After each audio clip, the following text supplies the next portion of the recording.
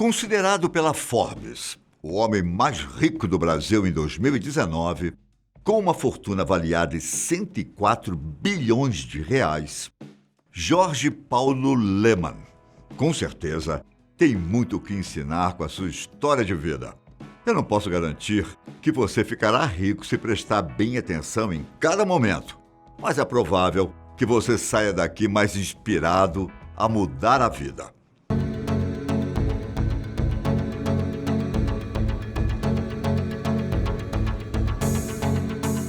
Ainda mais porque toda essa grana não chegou no bolso dele do dia para a noite. Lemann nasceu no Rio de Janeiro, na Cidade Maravilhosa, no dia 26 de agosto de 1939. É verdade que a fortuna que ele tem hoje veio de muito esforço, mas fato é que o empresário já tinha uma vida tranquila antes de entrar no mundo dos negócios. Filho de imigrantes suíços, Lemann cresceu vendo a rotina da família à frente de uma empresa de queijos e laticínios, a Lemann & Company, normalmente abreviada apenas pela Leco. Para você ter uma ideia, a Leco se tornou uma empresa tão importante que foi vendida para Hélio Moreira Salles, o irmão de Walter Moreira Salles, conhecido por ter fundado o Unibanco. A semente do mundo dos negócios já estava dentro de Lemann. E foram as outras experiências que ele teve que ajudaram a fortificá-la. Por exemplo, Lemann se apaixonou por tênis quando tinha apenas 7 anos, lá em 1946. Na época, ele praticava no Country Club do Rio de Janeiro, no coração de Ipanema. O esporte serviu como entretenimento durante todos os seus anos, e enquanto jogava, ele aprendeu sobre o valor de ser esforçado, ter foco e disciplina, os pilares para o seu futuro. Enquanto crescia, Lemann desenvolveu alguns hábitos e uma rotina curiosa. Ele costumava correr na orla do Leblon, todos os dias depois de acordar, às 5 horas da manhã. E ainda aproveitava o início do dia para jogar bola. Ao contrário de muitos jovens da época e dos dias de hoje, ele não tinha interesse por festas e não consumia nenhum tipo de bebida alcoólica, hábito que ele tem até os dias de hoje. Na alimentação, Lemann também surpreendia por evitar, sempre que podia, carne vermelha e comidas gordurosas, como os famosos fast foods. Eram escolhas relacionadas diretamente com as competições de tênis e os outros esportes, entre eles o surf. Quando Lemann tinha 14 anos, o pai dele acabou falecendo depois de ser atingido por um bonde no bairro de Botafogo. A situação não foi nada fácil, como você pode imaginar. Só que Lemann conseguiu continuar caminhando, focado nos estudos e nos esportes, atento a tudo que o pai o ensinou com seus negócios. Aluno da Escola Americana do Rio de Janeiro, uma das melhores da cidade, Lemann desde sempre teve uma boa educação. Educação suficiente para que aos 17 anos ele fosse eleito o estudante com mais chances de ser bem-sucedido na vida. O ano era de 1956 e Lemann nem havia se formado no ensino médio. De uma aposta para a realidade, o futuro ainda reservava muitas surpresas. Concluído o ensino médio, o jovem Lemann foi aceito para estudar economia em uma das melhores universidades do mundo, a Universidade de Harvard. É verdade que esse é o sonho de muitas pessoas por aí, mas para Lemann foi quase um pesadelo. Não era bem o curso de economia que ele não gostava, mas sim a mudança de território. Harvard fica em Cambridge, no estado americano de Massachusetts, onde não tinha jeito de Lemann surfar e fazia frio o tempo inteiro. Para alguém que estava acostumado a caminhar um pouco para pegar uma onda e caminhar todo dia no clima do Rio de Janeiro, a mudança de cenário foi um choque. Lemann teve até a ideia de soltar fogos de artifício no campus universitário em uma praça, mas as normas americanas não se mostraram tão flexíveis quanto as do Brasil. O jovem recebeu a recomendação de se afastar por um ano inteiro das aulas, quase como um indicativo de que a instituição esperava que ele abandonasse o curso. Mas Lemann não foi embora. No início, ele achou até bom toda a situação, já que não gostava da rotina em Harvard. Mas os dias foram passando e aquele jovem focado e disciplinado decidiu que deveria concluir o que havia começado. E ao invés de terminar os estudos nos 3 anos esperados, ele fez em 2. Tudo para acabar logo com a rotina chata. E o que normalmente se faz quando acaba a faculdade, hein? Pois é. Lehman começou a procurar trabalho. No caso dele, no mercado financeiro. Ele até conseguiu um emprego na Deltec, uma empresa que negociava ações no mercado latino-americano. Só que ao perceber como estava no início desse tipo de trabalho por aqui, ele tomou a decisão de viajar para o exterior e ganhar mais experiência. Aproveitando que tinha a dupla cidadania, graças ao pai, Lehman foi tentar a sorte na Suíça, onde conseguiu um estágio no banco Credit Suisse. Falando assim, pode até parecer que ele tirou a sorte grande, o que não deixa de ser verdade. Mas aquela oportunidade acabou se tornando uma verdadeira tormenta para o jovem. 7 meses depois de começar o trabalho, Lehman abandonou o banco por conta dos processos rigorosos, hierarquia rígida e um sistema engessado. Talvez como forma de tomar um fôlego, ele se dedicou por um tempo ao seu amado esporte, o tênis. E tudo isso na Suíça, onde ele participou de alguns torneios. Ainda assim, mesmo gostando muito do que fazia, o esporte não era onde ele seguiria a carreira profissional. Logo em sua estreia, em 1962, Lehman foi derrotado por 3-0. Ele passou 1 ano e meio como atleta profissional, só que não demorou muito para que ele percebesse que não era bom o suficiente para ficar entre os melhores do mundo. E se não fosse para ser um dos melhores, era melhor fazer outra coisa. De volta ao Brasil, em 1963, agora com 24 anos, Lehman entrou para a Invesco, uma empresa que trabalhava no setor de concessão de créditos. Pequena, mas que concorria com bancos comerciais. Repleto de ideias, ele deu início a uma espécie de bolsa de valores paralela, que, surpreendentemente, movimentou 5% do volume da Bolsa de Valores do Rio. Lehman até conseguiu uma participação de 2% na Invesco, mas a empresa acabou quebrando em 1966. Aos 27 anos, o empresário aprendeu 2 lições, como pontua o livro Sonho Grande, de Cristiane Correa. A primeira é que é tão importante cuidar das receitas quanto das despesas. E a segunda é que um negócio precisa de gente bem remunerada e boa em todas as áreas. Mesmo que sua porcentagem na empresa tenha ido por água abaixo, Lehman continuou planejando a próxima empreitada. Só que sem capital e condições de bancar alguma coisa sozinho, o protagonista da nossa história chamou um cara para fazer uma parceria, José Carlos Ramos da Silva, economista conhecido no mercado financeiro como Jaguatirica, e que trabalhou ao lado de Lehman na Invesco. Acabou que os dois receberam a proposta da corretora Libra, que ofereceu uma participação de 13% para cada um. Além de ter feito a Libra crescer bastante, a parceria ainda apresentou diversos talentos para o mercado. Entretanto, passado 3 anos e nenhuma expectativa de crescimento, Lehman fez um ultimato para os outros sócios. Ele estava disposto a comprar a participação de cada um.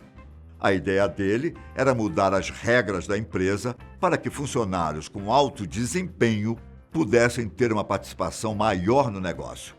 Tudo para fidelizar mais talentos. Mas aí veio a reviravolta. Os sócios também estavam interessados em comprar a participação dele. Era um contra todos e acabou que todos ganhou. Lehman vendeu sua parte do negócio por $200 mil. Dinheiro para lá do que suficiente para poder fazer alguma coisa por conta própria e administrar como bem entendesse.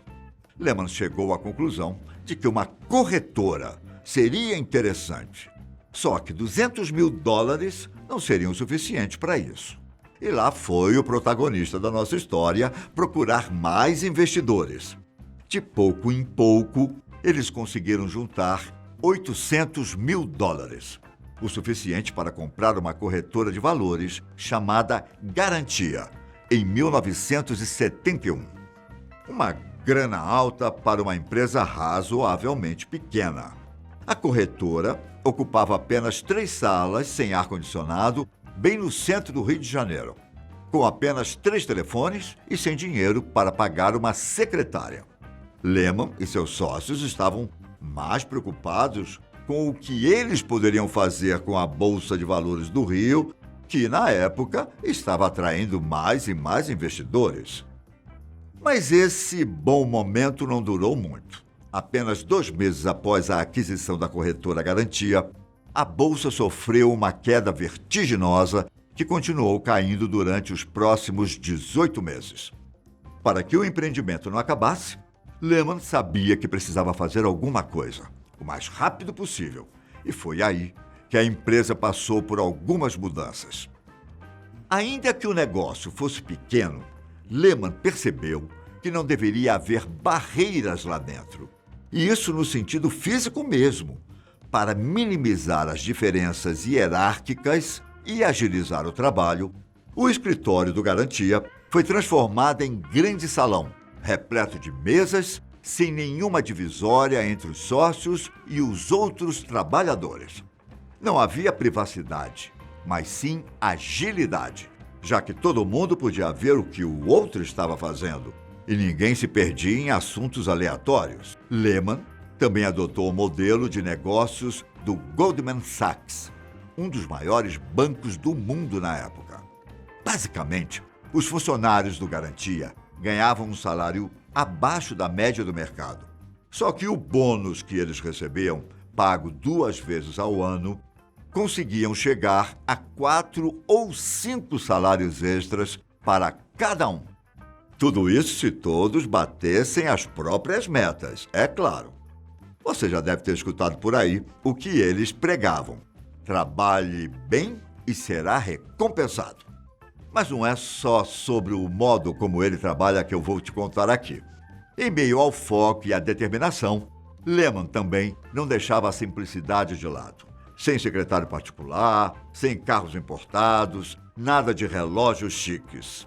Em 1991, quando Lehman parou em um posto de combustível, enquanto dirigia pela estrada Rio-Santos, seu modo de vida acabou o salvando de um sufoco.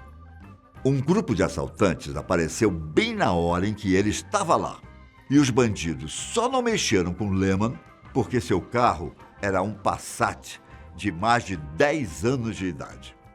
Vale lembrar que foi na época do Garantia que Lehman conheceu 2 dos caras que o acompanharia nas empreitadas futuras: Marcel Hermann Telles e Carlos Alberto Sicupira. Marcel entrou na empresa em 1972 para o cargo de liquidante e Carlos se juntou ao time em 1973, depois de conhecer Lehman em uma pesca submarina. Hoje, os 2 também aparecem no top 5 dos brasileiros mais ricos. A parceria entre os 3 é longa e só continua sendo possível porque cada um sabe seu trabalho. Nenhum interfere no serviço do outro e os 3 são pessoas simples, que não fazem questão de estarem nos holofotes. Na década de 80, o Garantia se tornou o primeiro banco de investimentos brasileiro a assumir a gestão de uma companhia. E essa empresa vocês conhecem: as Lojas Americanas. Carlos Alberto Sicupira foi o escolhido para ficar à frente da varejista. Já no final dos anos 80, foi a vez de Marcel Hermann Telles deixar o mercado financeiro para se aventurar por outro negócio recém-adquirido pelo Garantia: a cervejaria Brahma. Naqueles tempos, a Brahma estava passando por algumas dificuldades com uma dívida de aproximadamente $250 milhões. Só que nós estamos falando de pessoas aleatórias que compraram cervejaria.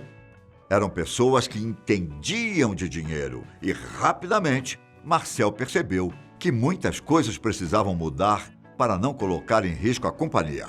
Uma das mudanças foi a redução do valor da aposentadoria dos diretores pela metade. Foram tempos complicados, mas, menos de 2 anos depois da compra da cervejaria, em 1991, a Brahma recebeu o título de Empresa do Ano pela revista Exame. Já em 1993, os 3 sócios abriram a GP Investimentos, considerado o primeiro fundo de private equity do Brasil. Mas o Garantia não ficou por trás nesse momento. O ano de 1994 seria o melhor da história do banco, quando ele teve um lucro de quase US$1 bilhão. Só que 94 não foi o melhor ano para Lehman.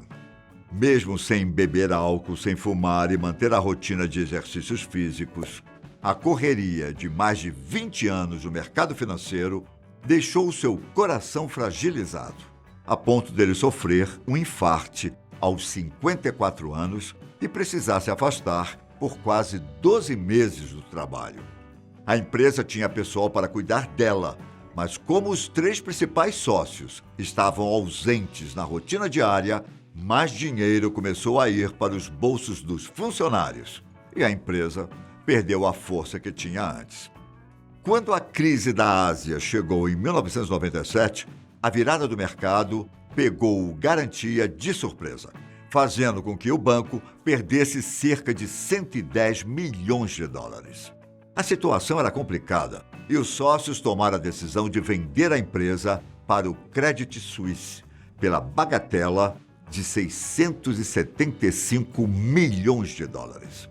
Só que os sócios ainda tinham seus outros empreendimentos e a Brahma estava indo muito bem, ainda mais depois das fortes campanhas de marketing para atrair mais clientes. Chegou um ponto em que a Brahma tinha crescido mais que sua concorrente direta, a cervejaria paulista Antártica. E Lehman queria o comando do mercado. E para isso, o empresário fez uma oferta que foi aceita pela concorrente. Neste momento da história, foi formada a American Beverage Company, que você deve conhecer como Ambev. Em 2004, visando expandir os negócios, a Ambev se fundiu com a Interbrew e se transformou na InBev. Já em 2008, foi a vez da empresa adquirir a americana Anheuser-Busch, dona da Budweiser. Nascia então a AB InBev, considerada a maior cervejaria do mundo. Vale lembrar ainda que nesse meio tempo, Lehman, Marcel e Carlos Alberto criaram um fundo para investimentos fora do Brasil, a 3G Capital, responsável pela compra de grandes marcas que você deve conhecer: Burger King, Popeyes e Heinz. Desde 2012, Lehman passou a se dedicar mais e mais em projetos na área de educação, como a Fundação Estudar e a Fundação Lehman. Atualmente, ele vive na Suíça com a atual esposa, em uma casa que não chama a atenção, perto das outras ao redor. Com 81 anos, Jorge Paulo Lehman teve 6 filhos durante seus 2 casamentos e, com certeza, ainda tem muito o que ensinar para as próximas gerações. Espero que a história dele inspire você. Obrigado a todos que assistiram até aqui e até mais. Um grande abraço. Tchau!